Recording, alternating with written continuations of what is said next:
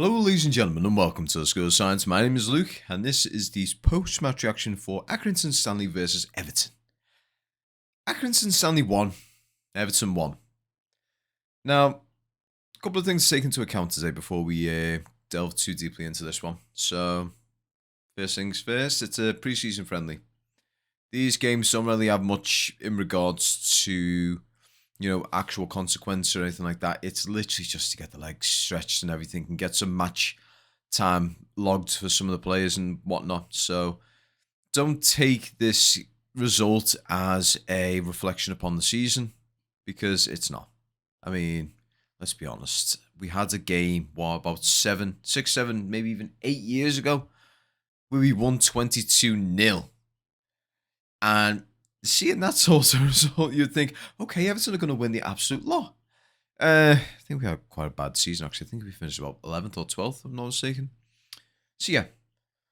So, let's get into this game today. So, going into this game today, what we have to take into account as well is that was Everton's first pre-season friendly, and that was Accrington Stanley's third.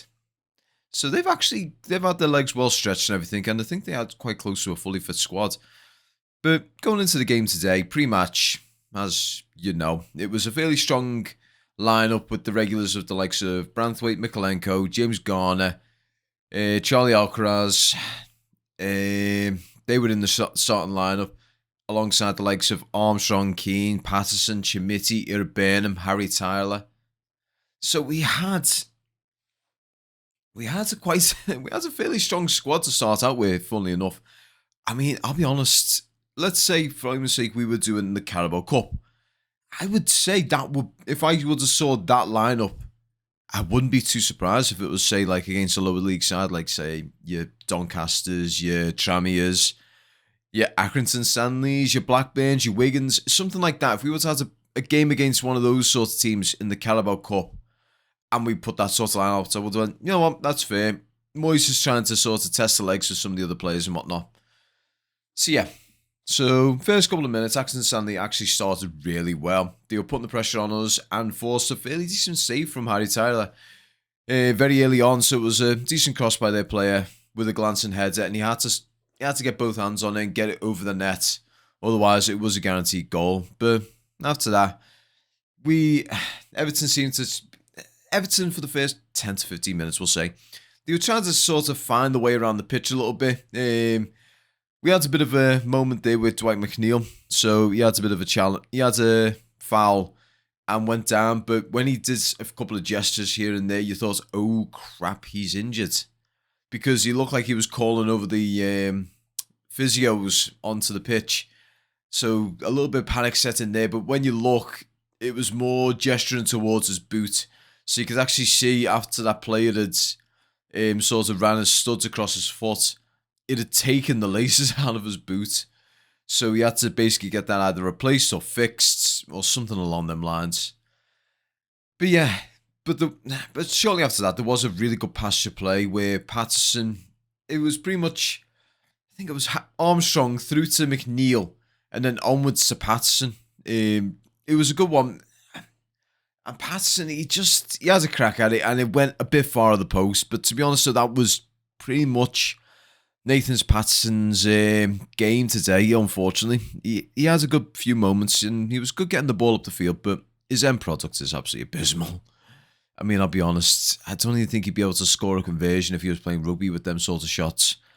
He needs to work on that a lot, in all honesty. But you know what? Overall, he had a decent game. Quite a lot of the players actually had a decent game overall. But in regards to the first half, very strong first half. Chimiti really, really putting a good game in today. You know, I'll be honest, if it wasn't for the fact that they actually had Prime Buffon in their net playing for Accrington Stanley, honestly, the shots that we had on that guy, and he was just an absolute cat in goal. Everything he was able to get a palm to, he was able to intercept, he was able to stop, he was able to get a hand to it. So hats off to that lad. I can't even remember his name, but hats off to him. I think he's a loanee from Southampton or something. But he had an absolutely amazing first half, and he has a really good second half as well. But yeah, so in the latter stages of the first half, so we had excellent sort of passages of play. And again, Armstrong and Mikalenko had a great little link up. Likewise with Alcaraz. And again, Chimiti, it was just moments where we were just lacking that commitment in the attack with the lads into the box. Most of the lads seem to be wanting to hang around the edge of the box rather than pushing in and getting near that 6-yard box rather than just hanging around the 18-yard. It was those moments that prevents us from scoring. I feel we just didn't have the men inside the box to sort of go for it. But the good thing is, we've got Blackburn coming up this Saturday, so I'm assuming we're going to see the likes of Tieno Barry, alongside the likes of Chimiti and Beto. We're going to see a couple more players. Hopefully we're going to see Illiman and Die back. Fingers crossed, eh? So yeah, I need to bring this camera down, sorry. It's just a bit too high for my liking. That's better. Also, you know what? I do love this top. I haven't worn this one in a while. It's a nice top. Ignore that. Ignore that. I know you guys don't like that sponsor. But yeah, so back to business. So in regards to the game, first off, we played really well. Really good first half. Could not fault them in all honesty, especially with the players we had there. It was by far from a full first team. I mean, we're missing the likes of Tarkowski. We're missing in that one Adrissa Gay, missing Illiman and Die. We're missing a right winger. In all honesty, I'm going to talk about that in the second half because there's a young lad there in the second half who I think if he has a really good rest of the pre-season, he could potentially be someone who could be bleeding into that squad, into that potential right wing role, because he just has all of it. And it's exciting to see. I understand, again, pre-season game, but watching this guy play, he was something else. But yeah, second half, Accrington Stanley came out to play in the second half. Everton, unfortunately, I felt like we were, for the first 5 to 10 minutes, it just felt like we were just back in the changes. We just were really slow in the second half. Sorry. We were very, very slow to come out on the second half, and obviously we were punished for it. So, early in the second half, ball goes out for a corner. Corner comes in. There's a free man sitting at the edge of the 6-yard box. Doesn't even have to move. He stands still, gets a head on it, heads it in. 1-0 to Accrington Stanley. Now, what we've got to take into account as well is from the changes from the first half to second half. So, Chimiti comes off. No, actually, no, it doesn't. Who comes off? Does Garner come off? Garner comes off. Beto comes on. We had a bit of a switch up. Branthwaite comes off. Jake O'Brien comes on. And Mikalenko comes off. And Nathan Patterson goes on the left with, what's his name? Young lad on the right. He was playing right wing back, essentially, the way he was playing. But I do think, in regards to responsibility for that player, I can't put any blame on Patterson because he was covering the near side post, which is what he normally does when it comes to corners. His role is normally trying to make the goal that little bit smaller by being, front post, back post. You know the tactics. Everyone here has played football at some point in their life. And if you haven't, sorry, mate. Don't know what to say. But yeah. After that, I was a little bit concerned that Everton were going to drop their heads. I thought the players might have potentially dropped their heads, thinking, okay, so we're losing to Accrington Stanley at the moment. This is terrible. What are we doing? But no, not at all. That was a moment to cheer us up. So we just kept attacking. And I think it was Isaac Heath. Yeah, that's it. So there was a new right wing back came on. Patterson went to the left. Isaac Heath came on for someone. I can't remember who. And another lad. So this is basically throughout the second half, I think, if I'm not mistaken. A few lads swapped here and there. I've lost place of who came off and who came on. I'm sorry. But the ones that stood out to me was Justin Clark, Isaac Heath, and who's the other one? Someone else stood out. And it was one of the youngsters. But yeah, so Isaac Heath was definitely one I think is going to be someone for the future as well. He's got a lot of promise. He's got a lot of good movements about him. He's operating as a left winger in this game. I'm not sure whether that's his natural position, but he did well as a left winger. Justin Clark, on the other hand, that guy is something else. I'll be honest, that guy is something else. He was operating on the right wing and he made that position his own. He played it so well. And his ability with the ball at his feet is otherworldly. He was really, really good with the ball at his feet. He was very, very quick with the tricks. And I know a lot of people are like, oh, you shouldn't really be doing too many tricks. No, he knows how to do them. And the thing is, when he was doing these tricks, it wasn't like, you know, when you do like a trick in a game of footy and the trick pulls off, but either you lose the ball, like the ball sort of overreaches, or you're doing it with the intent of it being a pass and you lose the pass out. So let's say you nutmeg someone and you nutmeg with the intent of a pass, but you don't pull the pass off. He pulled the pass off. So pretty much what's happened is Justin Clark had the ball, weaved in and out of the Accrington Stanley defenders, made an absolute fool of one of them, and from there, put a lovely little pirouette into it with a nice little pass through the legs of the defender into the pass of Isaac Heath, if I'm not mistaken, which then went out to Nathan Patterson. Nathan Patterson, mate, basically has a crack at it, and from there, ball high wide Hamson. Nah, can't be doing that, mate. So yeah, so later on into the second half, Isaac Heath again, ball comes through to him. He's making a fool out of his player, pretty much outpacing him, outmaneuvering him, and gets into the box. Player comes down to try and get the ball off him, comes across him. Isaac Heath goes down, Stonewall penalty, and Beto takes the ball, says, I am taking responsibility for this, puts that ball down, looks to keep it dead in the eyes, whacks it in the top right corner. My word, that was quite the penalty, to tell you the God's honest truth. Even if it's only a pre-season game, it was quite the penalty. Smashing shot right into the top right corner. So I think we know who is dedicated, or who is the chosen 2IC for the penalties now after Illiman and Dye, because we know Illiman Dye's got them on a... That's his bread and butter. So Beto's next one up in that one. So I think we're going to start, if penalty shootouts happen, it's going to be Illiman and Dye, Beto, Charlie Alcaraz. Do you do Idrissa next after that? And then probably give it to Branthwaite, you know. I think Branthwaite has good luck. No, actually, either Branthwaite, Michael Keane, or Tarkowski, one of those three. Because I know they've all got a good set of laces on them and they can put a real good shot in at close range.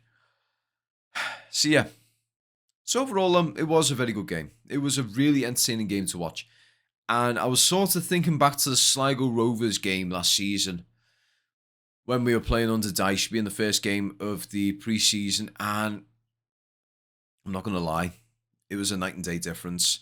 The tenacity in the players, the hunger, the movements, the transitions, everything about this squad right now is just so much more refreshing under David Moyes. The players are absolutely starving for a performance. They're just hungry for that ball all the time. They're constantly moving, they're working together. It's looking like a cohesive team for a change, and it's brilliant to see that we're doing this now. To see us putting that sort of effort in is just... it's nice. It's great to see. And I think with the players coming in, I mean, we've got Tierno Barry now signed up. We've got Charlie Alcaraz, his signature's been secured. We've got the goalkeeper from Bournemouth. I do not know his name off the top of my head. I do apologise. And there's also rumours of Kubo from Real Sociedad. I actually said this one on Twitter last year, but I said it in a more of offhand thing. I said a player like Kubo would be great for Everton. He's not quick, but he's got good ability on his feet. And someone said, get a grip. He basically told me in the nicest way possible to get a grip and all that. I need to find the comments. I need to drag that one up because it was a funny one. It did make me laugh.